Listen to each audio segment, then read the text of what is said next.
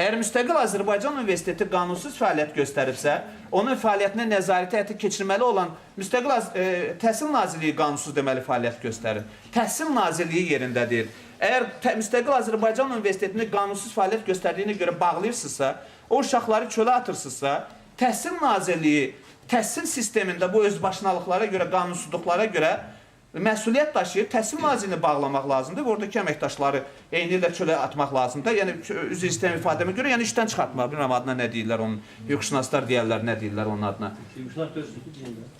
Yəqin o səviyyədə hüquqşünas deyiləm də, İlyar müəllim.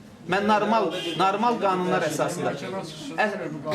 Və hesab edirəm ki, bir daha hesab edirəm ki, Təhsil Nazirliyi tələbələrin hüquqlarını pozub, Təhsil Nazirliyi faktiki olaraq bu problemi rahatca həll eləyə bilərdi. O,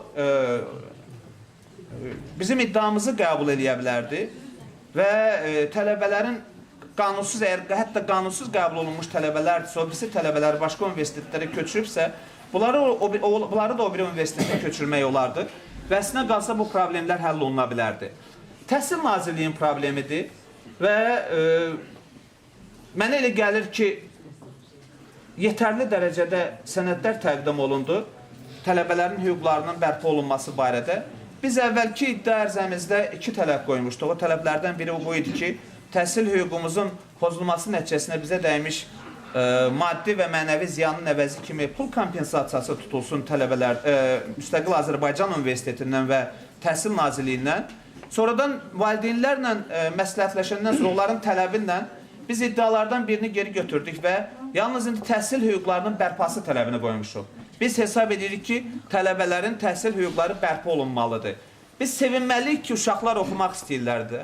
Yəni, doğrudan da Azərbaycanda elə universitetlər var ki, orada uşaqlar heç gəlib oxumurlar, gedir diplomlu pulla alırlar. Bu, Azərbaycan cəmiyyətində çox adama bəlli şeylərdir. Amma bu tələbələr oxumaq istəyirlər, onların başqa bir niyyəti də yoxdur. Ona görə biz o tələbələri çölə atsaq, sabah sadəcə olaraq bəlkə də Azərbaycan məhkəmələrində bunu çətindir qəbul eləmək və s. Azərbaycan cəmiyyətində indiki durumunda.